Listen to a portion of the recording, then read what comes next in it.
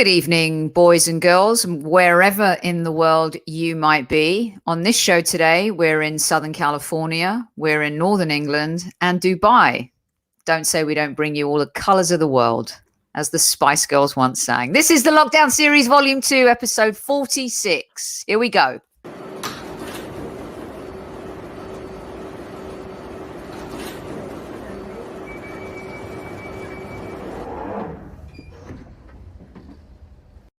Let's also not forget that it is indeed Dickie Boat Thursday. Welcome back, Mr. Super Kev, Super Kevin Campbell.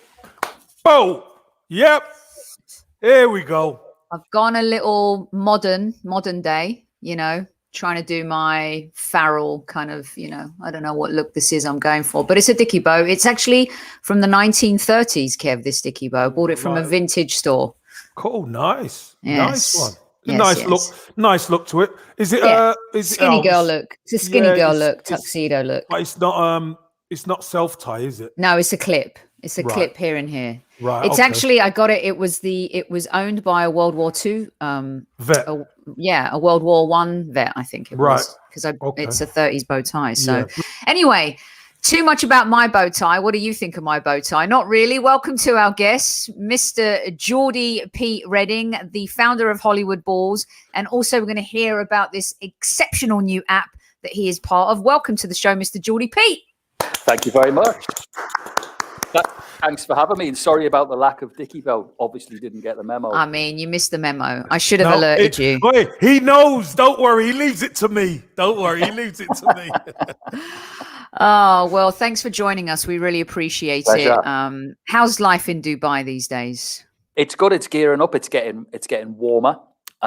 We are approaching the 30s. So our winter is almost over, and that's probably our greatest time temperature-wise, because literally once it gets to summertime, it can become quite unbearable. We get up to 50 degrees. So we're enjoying the last remnants of our winter. I love it. Very cool. It's been chilly here in California, but when I say that to Kev, he's like, what's your idea of chilly? And then you just kind of, cut the conversation and move on to the next topic of the day. I'll tell you what. London was cold yesterday, man. London was freezing. I'm telling you. On the Tuesday, it was warm. It was like a summer's day. Got up the next day and it was like, what's happening here? It was freezing, raining, cold. Come up north, it was raining, but it was a bit warmer. Crazy. Here's what I love about our listeners. Pete hasn't even said anything yet, and he's getting a yellow card for not wearing a Dickie bow. So be careful, Pete. One more warning, and you're off. I'm already on the back foot. Well, listen, welcome to the show. I want to start at the beginning for you before you tell us a little bit more about what you do and the football app, and of course how you and Kevin kind of got to know each other as well. There's some evidence behind you, and of course, with your name being Geordie Pete Redding. Something tells me that your favorite bird might be a magpie, which means that as a football fan, you've had some great moments and suffered a lot in your lifetime. Tell us why, what happened, how did you become a magpie? Take us from the very top. I will. First of all, when you say it was definitely the latter, because there's been a lot of in my 45 years, I haven't seen them win anything. So, when I listen to other fans saying that they're starved of success, have a try at my world. I went to my first game when I was 5 years old, St. James's Park. My father took me. My father is one of four sons. His grandfather was a Sunderland fan, believe it or not. And way back then, they used to, in the Northeast, it would be families would go to see Sunderland one week and then Newcastle the next week. So my grandfather did that with all four sons. They all chose to support Newcastle. I wasn't afforded that luxury. I was taken to St. James's Park and told that was where I would remain. And so I did. I love it. So that was my introduction to football. And it literally spiraled from there. I was chatting to someone yesterday. My family tried for me to have other hobbies, Sophie, and it was basically a losing battle. I was telling people yesterday that my parents went up to the school for the regular parents' evening, And they said, yeah, Pete's all right. You know, he does this, he does that, but he's obsessed with football. We gave him a woodwork project. He made goalposts. We gave him a technology project. He made floodlight pylons. So it literally, I was always meant to be in football. Yeah. Oh man, I absolutely love that. Absolutely love it. Do you remember, is your first game experience vivid? Do you? Yeah. I remember not watching the game. I remember coming up the steps, seeing the pitch, seeing the stand opposite, smelling cigarette smoke, listening to the noise. The noise was incredible. Newcastle were playing Barnsley that day. It was 0-0, and I remember I was a little boy. It was a 0-0, and it was the Cannon Second Division. And I remember saying to my dad at 0-0, "Is that it? Is there not a replay?" And he said, "No, we get a point each." And I hadn't understood that it was a league game. I assumed that we would play again. So that was my first game, which was quickly followed that season by a certain Kevin Keegan signing for Newcastle as a player. And from then on in, it was just everything was about Keegan. Way before numbers on the back of the shirts that the kids get now. So I had my mum sew on a red number 7 on the back of my Newcastle shirt way back. Wow.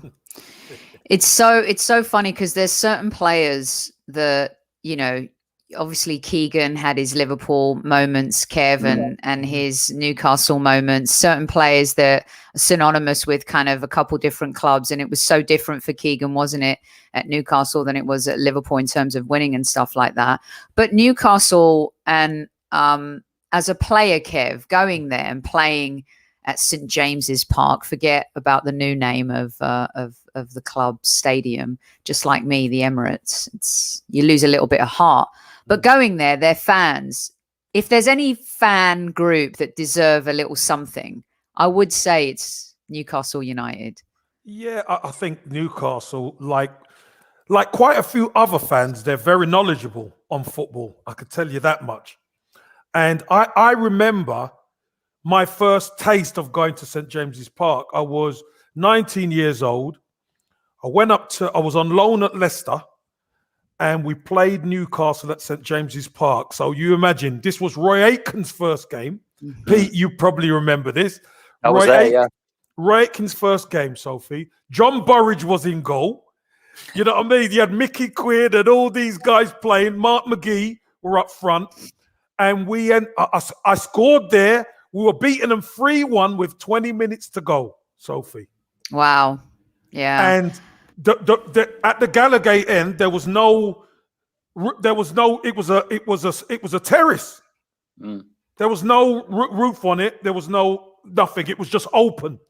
And the noise that came, even at 3-1 down, the noise, and they ended up beating, well, that Leicester team at times could snatch defeat from the jaws of victory, let me tell you.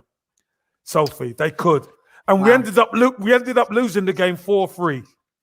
And the noise at the end was unbelievable. And I remember finishing the game and going out by the coach, and I was speaking to some fans, and then their knowledge of the game, that they knew so much. You know, you're on loan from Arsenal, and you know, we're gonna see you in a few years. We're gonna get promotion, and you know, you're gonna be playing for Arsenal, etc. It was amazing. The stuff that they knew, and this was obviously before social media, etc. Yeah.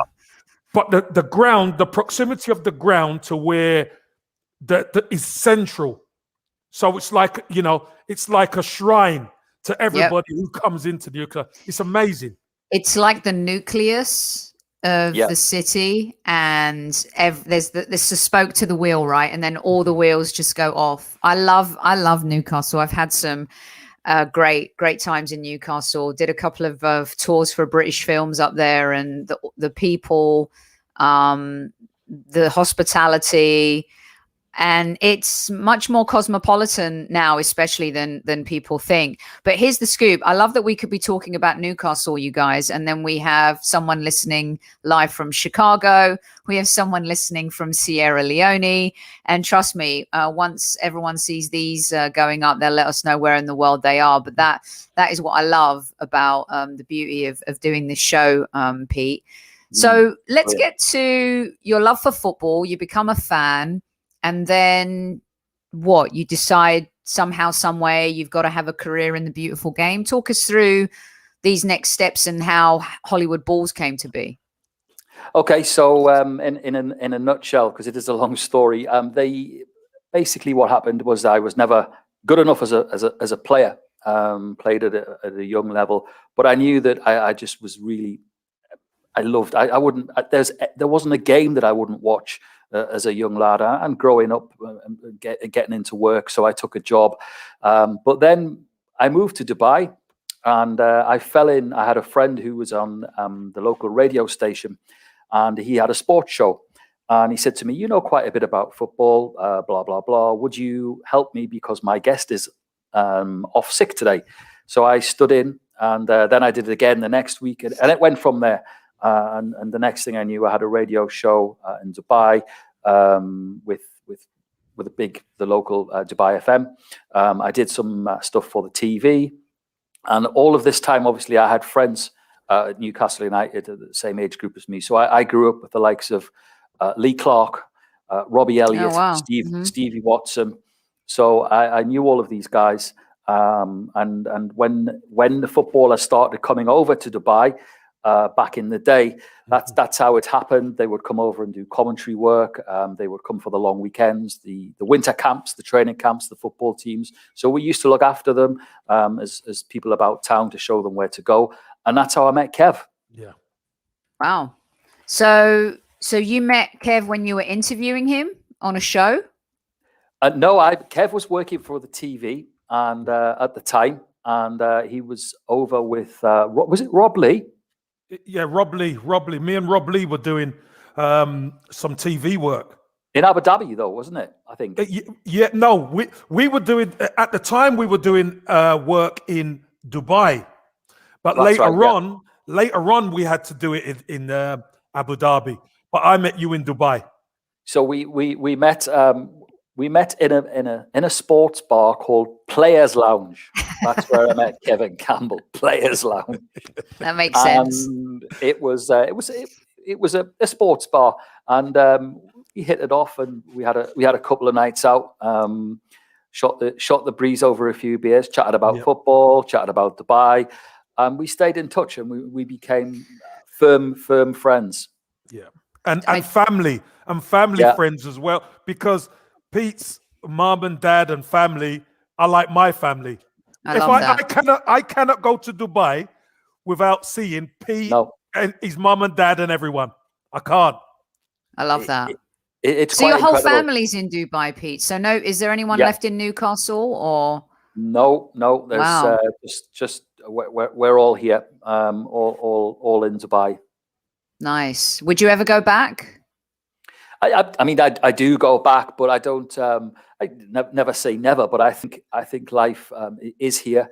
It's certainly picked up for me personally in the last sort of 18 months, 2 years, and I've been here 20 years as well, by the way.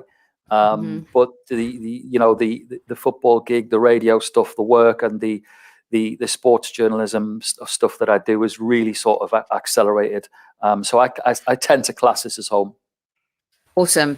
Okay, so let's talk about, you love creating content, you love presenting, you do a lot of TV work, you do a lot of stuff through your company that you founded, Hollywood Balls, which, by the way, are you paying homage to all the people who have balls in Hollywood? Like, what's the where does the name come from before we move on?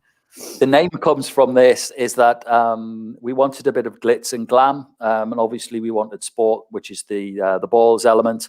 The Hollywood is your glitz and glam, but don't forget that it was a phrase coined by a certain ex-Manchester United player about golden balls himself, who said that when he pinged from one pitch of the other, it was a Hollywood ball. And I just love the name. So for those that don't know, the person that is being referred to, golden balls, of course, is Mr. David Beckham, something that his wife coined that phrase and became quite lucrative for him too, with a lot of his underwear endorsements, let's just say. Moving on swiftly, let's talk about, because the title of the show is Business in Football. And Pete, you come from a very creative place, being a presenter and a host. And I know you know exactly what it means to kind of try to tell stories, develop arcs and themes that engage an audience and really keep them motivated to stick with you over a period of time, let alone over a period of an entire season. So I want you to kind of marry your passion for the creative side and then how you started thinking about the business side of football, the forward-thinking, future-ready type of opportunities that are out there, which will lead us to the football app. Hollywood Balls came about the fact that literally it's a year old this month, and I basically thought about it. I was on Capital Radio at the time, and we were sort of banging heads together with the production team and my way of wanting to go. So, of course, we had lockdown, and it seemed an ideal time to do my own thing. I had great contacts. Obviously, Kevin was a huge supporter of it, and I ran my idea past him, and he was like, go for it. And, you know, I decided that, given who I knew, that I wanted the whole essence of Hollywood Balls was to be able to speak to current players, ex-managers, ex-players, as though you were in a cafe or in a restaurant, in a bar, having that chat with them, not the chat that they get after the game.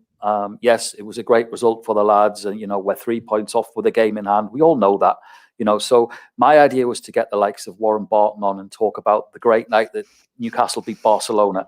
What was said at half time, you know, what was the boss saying? Was it, you know, you were 3-0 up against Barcelona? What, you mustn't have been able to believe it. What was said in the dressing room? Questions that fans would ask, basically. So that was what drove the content part of it. I wanted to represent the fans with whoever I speak to, whether it be, everyone has a passion about football, so it's not just footballers that come on the show. You know, we've had Sally Gunnell's been on, interviewed Jimmy Carr, the comedian, Tony Hadley, Arsenal fan as well. Go! Exactly, yeah. Yes. So it was all about getting Sally Gunnell, by the way. Sally Gunnell, what a legend right there. Tremendous. For those that don't know the name, you know, you talk about athletes. Whew. Yeah. Exactly, I mean, and that was where it stemmed from, you know. And then from a business perspective, it was to look to make it into a business, because it was something that I was passionate about and something that I enjoyed about. So it was time to give it a brand. It was time to give it a message. So we looked at that with a design agency. We talked about it. We got someone on board to look at a brand and how we managed that, and, you know, were we going to take it from being fun to something that was possibly going to be a business, and something that could sustain itself within the football world. Yeah. You know, what's interesting is there are a lot of young people out there. Kev and I talk about even some players who are, you know, even my young cousins, they were all at academies at some point. They're all doing something, trying to make it as a footballer at some point, and not everybody makes it as a footballer.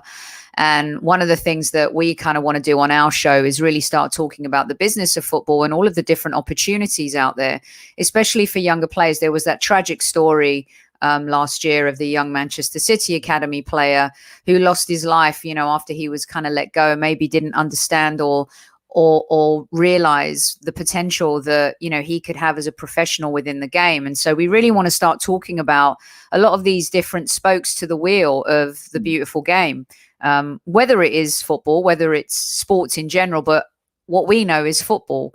And so having people like you on, I really like the idea of it, because, you know, you can kind of go beyond just, I've spoken to this talent and I've spoken to these influencers in the game. Here's what I'm actually doing, and here are the opportunities out there, because technology has added another layer to sports. The financial world that we live in has added another layer to sports. And so for young people to kind of understand that the game as we watch it over 90 minutes plus added time is one thing, but what the game offers from a professional point of view, especially for the younger listeners out there, there's so many spokes to that wheel, Pete. Yeah, absolutely. And it is a fact of you know, of having a look. It's funny, you talk about when you do research to look at this, and I did a lot of research as well. And something that stood out for me about podcasts or video casts, whatever they've evolved into, is that it's 70% planning and preparation, 30% activation. And all of that we had to take into consideration. You know, things like even sort of doing prep work. When's the best day? I'm in Dubai. I'm 4 hours ahead of the UK. When do people listen? Friday and Saturday is the weekend in Dubai. Saturday, Sunday is the weekend in the UK. Who's your target audience? You know, so there was a lot of SWOT analysis to go into it. There was also a sort of, do we give it a month and see who's listening, and see, you know, from there, do we go, okay, so the biggest listeners are from the UK. So do we make a model and get people to and believe in your product, and people will listen. And it's very much having the confidence to do that, because there's a lot of different aspects to you know, you don't just set up your mic and away you go if you've got good names. The content is one thing, but it's definitely the management, the planning, the look and feel. I mean, you know, I look at your brand now. It's fantastic. You know, the opening, the tube. It screams London. It screams football to me.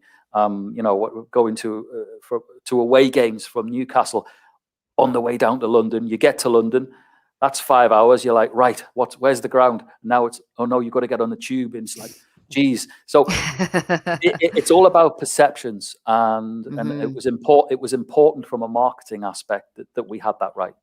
Yeah, and I think you know, from our point of view, everything begins with authenticity, right, and honesty, and we're never afraid to give our opinions, and at the same time, we're very respectful of everybody else's opinions. It has got very heated on this podcast, as I know you've heard in the past, and you know, we're completely unafraid to wear our heart on our sleeve, because at the end of the day, even Kev says he's played the game at the highest level. You've been there, Pete, for many years, experiencing and watching it. But he always says, I'm an Arsenal fan. At the end of the day, he reacts too, but the perspective he gives is completely different, of course, having been in the dressing room and stuff. And we talk about that a lot. So I want to kind of take it to the next level, because we talk about, you know, vlogging and podcasting and all these great stuff, and all the young people out there that want to do it. Just find your voice, find your, you know, your path, your lane, and go for it. You know, never be unafraid to do that. And, you know, a lot of the times now, Pete, you and Kev are part of this football app. I want you to explain it, why you got involved, how you got involved, what your involvement is in it. Because a lot of our listeners have been reaching out and asking us questions through email and some DMs as to what the football app is. So start from the beginning. Okay, so we had Hollywood Balls, of which Kev is a regular guest, and which has evolved into a live Saturday show. But prior to that, Kev was chatting. We were chatting, and we were talking about content being king. So Kevin introduced me to these guys, and he was telling me about the football app. So I said, okay, what's the football app? And I think, you know, it's multifaceted. So the best way to explain it is that it's a social network community for football fans, okay, which is TFA, which is the football app. Now, running alongside that in tandem is TFC, which is the football app's own currency, which is the football coin. But that will come in a sec. But predominantly, the football app it's a simple, effective area for all football fans of all parts of the world. Who doesn't matter who you support. It's like a social media channel for football fans, but it has a gaming element to it. So within that, you know, you log in, you're with your Arsenal brothers and sisters in the Arsenal section. You're also in the UK if you're in the UK, or you're in Dubai as we are over here. So it has different communities within the football app, but more so, it has games that reward you, and this is where the coin links into it. So basically, the games are, there's different games. There's score predictions, there's competitions, there's quizzes, there's pop-up games where, you know, you kick the ball in the back of the net, and all the time that you're playing these games, you're being rewarded with points, and these points, they go toward being the football coin. So you are earning as you are having fun, basically, and the guys there, that's what they say: earn while having fun, being in a football community like no other, by the way. So the way that it came about for me was that they liked Hollywood Balls. I love the football app. So we had a conversation, and then literally a couple of weeks ago, after quite a few months of chatting and saying how that I would like to portray their message through the show, we partnered up. So the TFC coin, is that currency that operates within the app? So for example, let's say I say Aubameyang's going to score 3 goals against Olympiacos tonight, and I put 10 TFC coins for each goal or total. That coin then becomes something I can barter and trade with going forward. I'm asking you this like, because I know other fans ask exactly it's the best same question. So what would happen was you would be given, you would log on in the morning, and you would go into your the part of the app which is the predictions, and it will give you a list of all the games around the world, and you can predict the score, not the scorers, the score. And for that, you would get, if you get the score correct, you can get X hundred number of points. If you get the right result but not the correct score, you get a certain number of points. Those points go into your wallet, which is your TFA, your football app wallet, and they literally represent your bank balance within the app. And those points then go toward the coin. So the points, for instance, X number of thousand points will become 1 coin. And that's your link to the currency. So all the way to get to these coins, you need points. And the way to get the points are to be in the app and to be playing these games, the predictions, the competitions, and use it. Use it. Okay, so basically, if I'm living in US dollars, I'm not having my points are based on what I'm saying versus money I'm putting into it myself. Is that? Yep, no money. No money. So I don't have to put $10. No, you earn the money. Right. So this is the beautiful thing. The football community within the app make their money by doing the normal stuff that you would do on Twitter, Facebook, Instagram, all the stuff that you like. You go into gaming, you make your predictions, etc. You can earn money to utilize within the app. That's the beautiful thing, and it's its own ecosystem. And as it starts to grow, you can utilize the app to buy a beer, to buy things from the football club, etc. It is going to grow and grow and grow. And the real important part of this is it is still not out the ground yet. There's what is it? Over 500,000 people who are utilizing it around the world, Sophie, and people never heard of it. That's the beautiful thing. Without any marketing, without anything, there's 500,000 people who have this app. Now, for it to grow, for people to be able to earn well out of it, they need to just get on and use it. Simple as that. So for example, we Matty K getting in early like Bitcoin. That's the one. You've got to you've got to. You see, the problem, if anybody knows a little bit about crypto, Bitcoin doesn't have a use case. Bitcoin is a store of value. Okay? And look at the price of Bitcoin now. It's like 50,000 plus. You ain't going to make no money on that. The great thing about this is it's only just gone live on Bittrex Global. And you think, oh, it's gonna be cheap. It's already over 40 something cents. Right. Yeah. So this coin is only gonna go higher and higher and higher. So I just want to reiterate, because you mentioned this, Pete, but I just want to clarify it because Thomas, who's a great listener from Norway, hopefully he can bring Haaland to the Arsenal. That's a whole other conversation. How does the app make money? Advertisement. I think Kev just alluded to that in terms of it's the same way as other traditional platforms.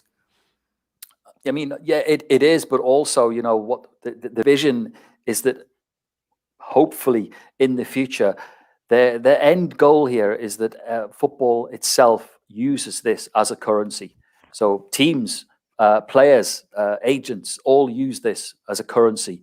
So the whole idea is that if you want to advertise on the football app, you use currency. You buy your ad space with currency.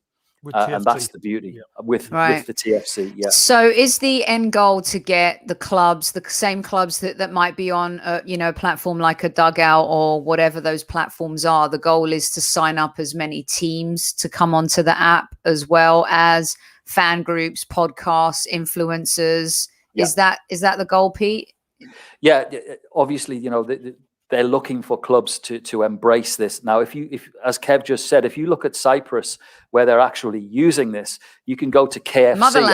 My motherland. Yeah, there you go. So Cyprus it's booming there because people are using it. You can go out for a night out. There's certain restaurants have it, takeaways have it, garages, hair salons are using it. So the bigger picture is to get that globally, and then of course, in the business world of football, to be able to use the football coin as a currency. Interesting, Kev. I mean, we talk about a lot of the business of football, the future readiness of football, how it's going to embrace technology, also cryptocurrency. Look what Elon Musk is doing and did for Bitcoin with his announcement for Tesla. And I just kind of wanted you guys to maybe, obviously we're not comparing it to that, but what we are comparing it to is that as we move forward, the e-commerce space, the technology space, the social space as we know it is becoming more embracing this Crypto, a lot more. Digital. Look, it is going to explode. If anybody doesn't know anything about it, start doing your homework, because everything is going digital. It is going digital. And Arsenal, this is the hybrid squad. Arsenal have just brought out more training gear and different stuff. People don't have. Where is everybody going to find the money to buy all this stuff? Right. So no one's really going to give you money per se, but why not? You still can be on all the other platforms, but why not have an opportunity to start earning your money?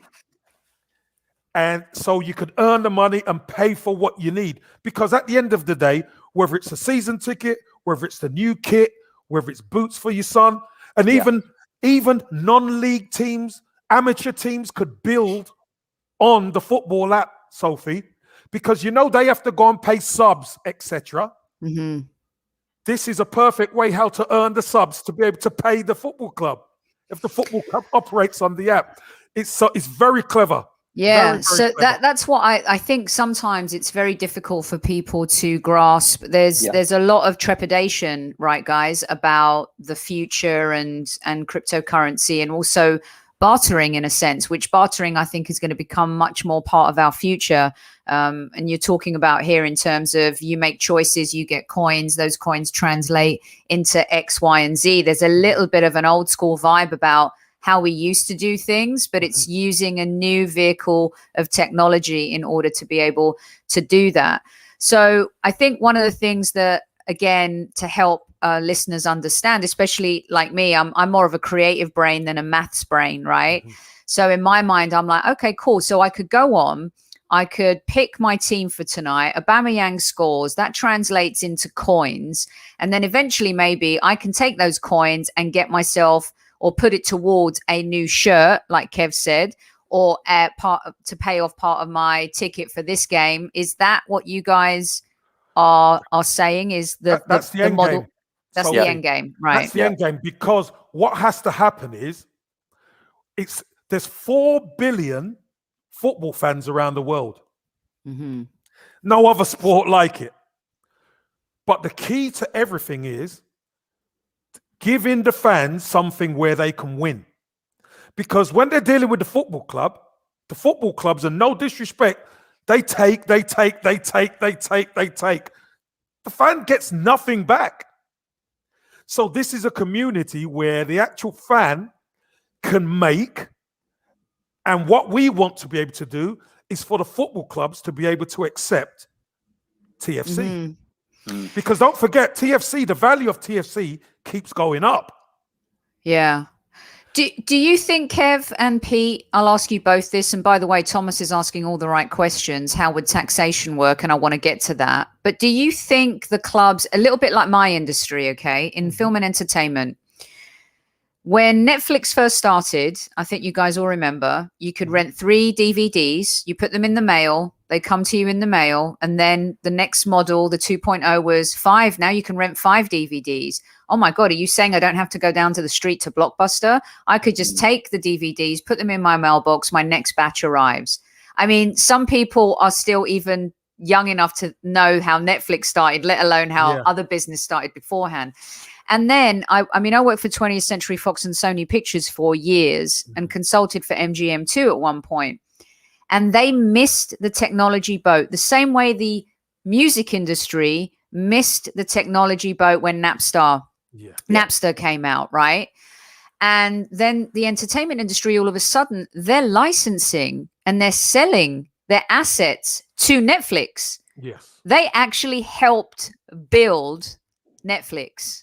To the point now where, you know, Disney took over Fox. They wanted to acquire Hulu, you know, digital assets, you know, the landscape. I mean, it was a mess because in the end, Hollywood and the music industry realized we had it all, but we weren't the smart ones to think how to capitalize on it, right? So I guess where I'm going with the question is, do you think football clubs, a little bit like the entertainment industry, aren't thinking too far ahead? Yes. 100%.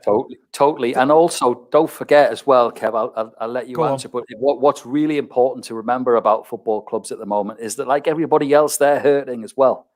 And, you know, you look at their budgets, you look at all the mega money that goes into the game. If you have a clever owner out there who can see and look at this and say, hey, you know what, we're missing a trick here, then they will be able, their value will soar through utilizing this currency. For me, the football clubs are always the last to come on board, Sophie. And I tell you why they're the last to come on board. Because they've earned so much money over the years. They're not looking at how do we move forward. The pandemic might make them start to think, hold on, we need to do things another way. But you, me, and Geordie Pete, we are fans. And everybody who uses the football app, for once, everybody wins. That's the key, Sophie. Everybody wins.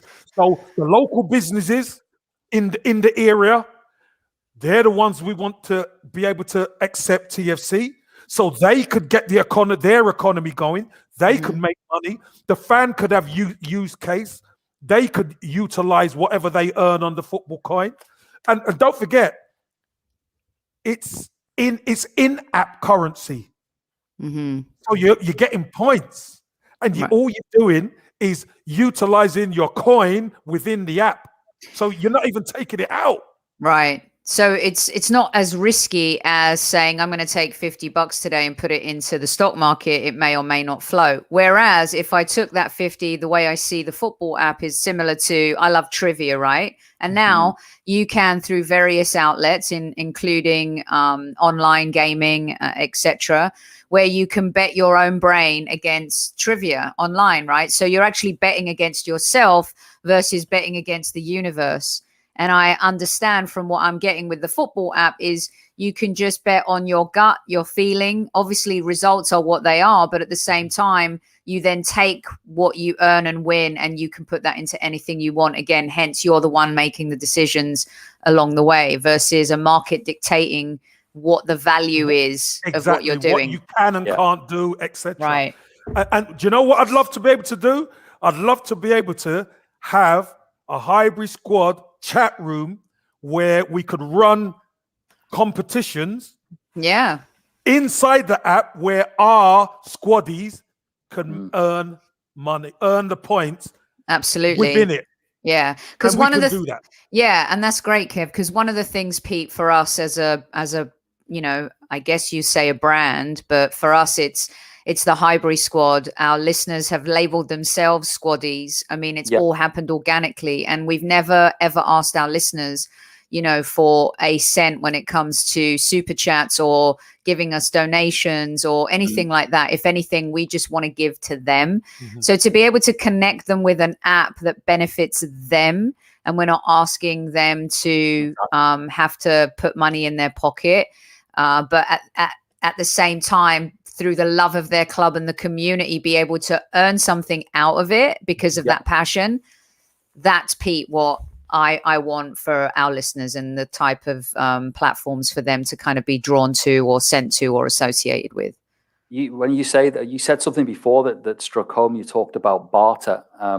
Where I live in the Middle East, that plays a big part, and it's obviously played a massive part during lockdown with firms, agencies, and clients not having ready cash available. So, for instance, a sports firm may want to do an advertising campaign, so they would approach a magazine, and they would offer them. They were offering their kit, basically their branded stuff, in return for advertising space. So bartering here in the Middle East is a big thing, and you mentioned that, and there's no financial input. Now, on top of that, as Kev says, this is free to sign up the app, and basically it's like anything in life. What you put in, you get out. You could go on and have an hour in the morning, maybe predict a couple of games scores and leave it at that. You might get a couple of points from it, or you can go and you can do every game. And I predict I do La Liga, Serie A, the Premier League. I'm even doing the Dutch League. I'm doing them all. So it is literally, there's no cost in there, but all the time you're using the app, you're earning points, and all the time that you're earning points, side by side, you're growing along with this currency, with the football coin.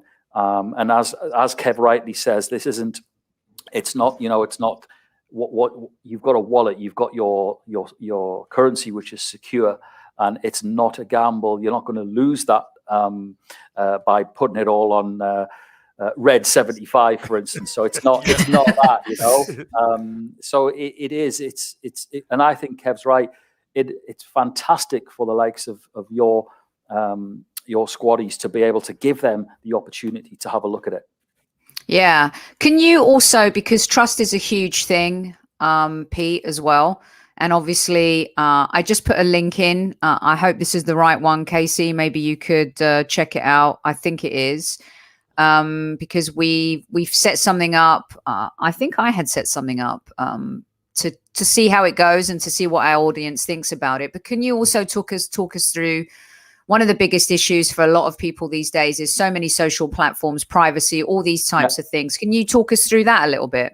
Yeah, absolutely. I mean, it's actually very simple to set up, because it requires a login, an authorization, which is like anything nowadays. But what you do is you pick your username, you pick the country that you're registering from, you pick your football team.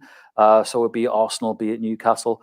And then it comes up, you register your phone number, and then you receive a text message from the football app just to say that if this is correct.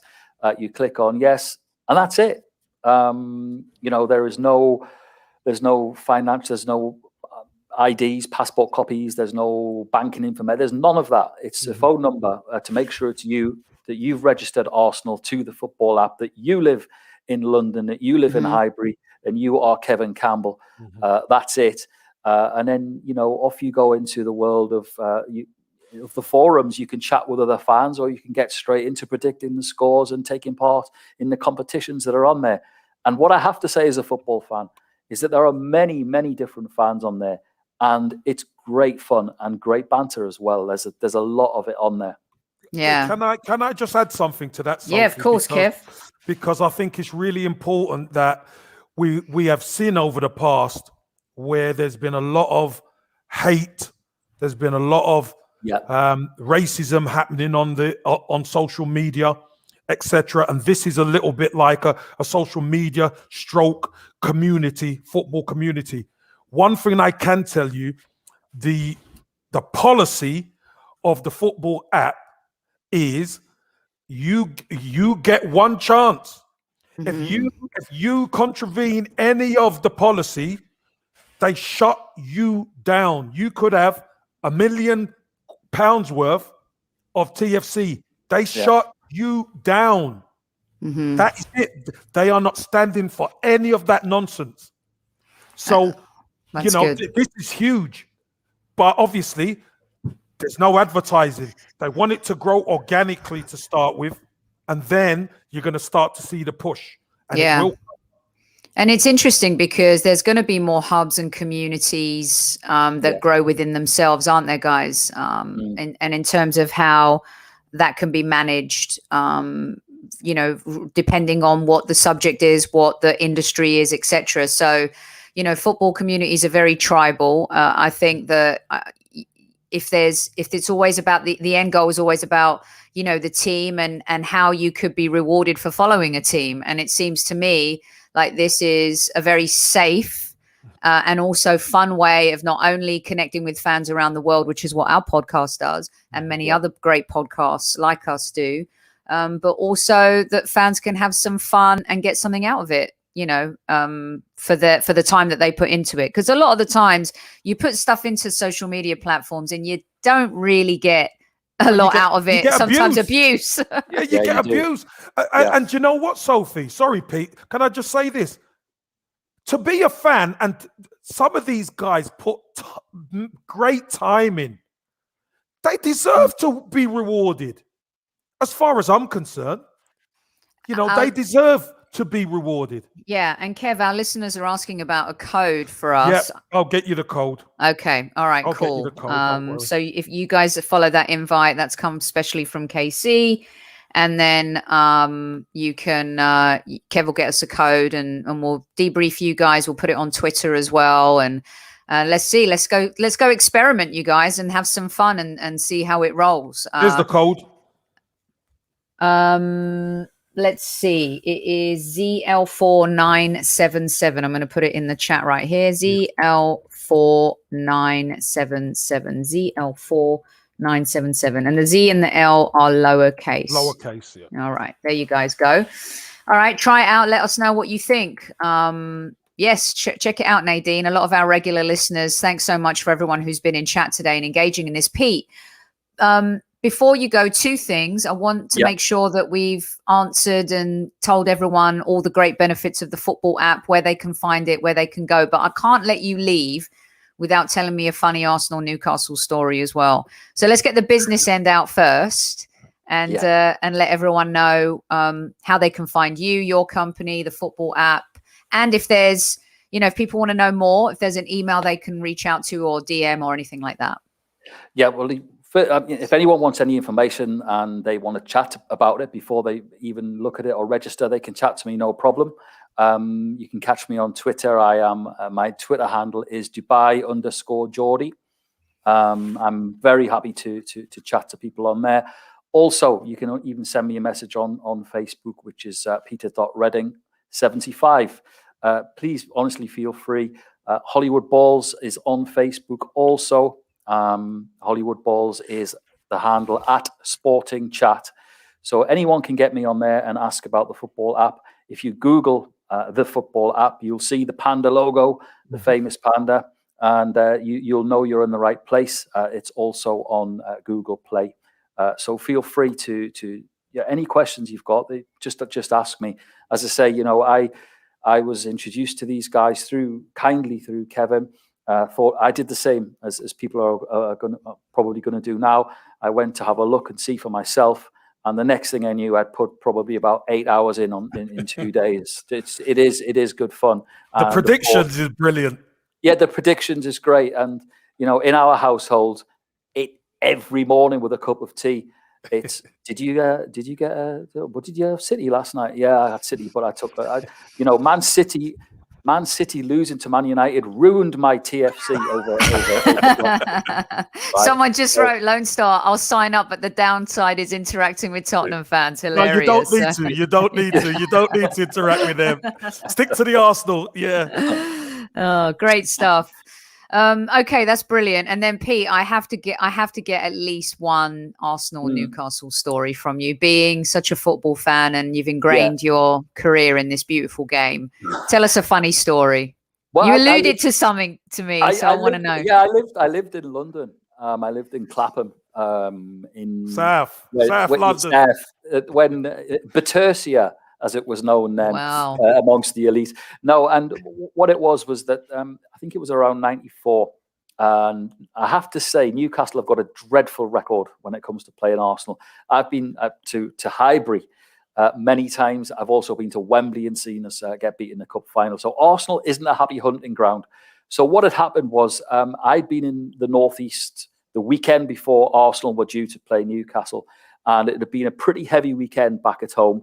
And I'd sort of packed my bags for the train, bit haphazardly, shall we say, Sophie. And I got back to London and I'd sort of realised that I'd left a T-shirt behind, I'd left some shoes. And anyway, cut long story short, Arsenal were playing Newcastle and I didn't get a ticket. It was at the times when the tickets were like gold dust in Newcastle. I think it was about, and you had that away end, Kev, at Highbury, which was fantastic, the clock end. And it was great because you had the whole end and it was a great atmosphere. So I was devastated. So I decided I would go up to the pub anyway and see my mates who were coming down from Newcastle. So I wandered up from Clapham and I got there and we were in this away pub and this Geordie guy comes up to me and he says, "Yeah, mate," he says, "Do you want a ticket for the game?" I said, yeah, I'd love one. I said, "How much do you want?" He went, "No, look, as long as you're a Newcastle fan." I just wanted to go to a Newcastle fan. So I said, "Great." So I had this ticket. My mates arrive and they're like, "Oh, Pete, we brought you shoe. You left a shoe behind up in Newcastle." Right? So I'm like, "Oh no, I've got a ticket for the game." So they were all howling. And anyway, I remember, I'll never forget it. We were queuing up to get in and I had this Nike trainer in my hand. And the policewoman on, she said, "What are you doing?" And I said, "Look, I can explain." So I proceeded to tell her the story and she just went, "I've got my eye on you. I'm watching you." She said, "If that trainer leaves your hands, you are mine." And I have to say, that day, the lucky trainer, as it's now known in the northeast of England, Peter Beardsley scored twice. Rule Fox scored. You won the game, yeah. I remember, you won. That's my out, and that trainer was called the Highbury trainer. Oh my God, I love it. Oh, it's just so brilliant. I love fan stories. They're just the best. So many wonderful memories. Our life memories are mostly attached to football. Yeah. As fans and whatever. And it's just really great to hear them. Pete, there've been a lot of questions about Newcastle. Yeah. And I think our listeners would be upset with me. Well, not upset, but they wouldn't be happy, put it that way, if I didn't ask you about their questions regarding Mike Ashley, the future of the club. We've had Warren Barton, a very good friend of the show, on, breaks his heart. We've had Mickey Gray on Sunderland, different side of the story. The fan base up there is way too good for these two clubs to not be doing well. Newcastle need Premier League football. What happens next?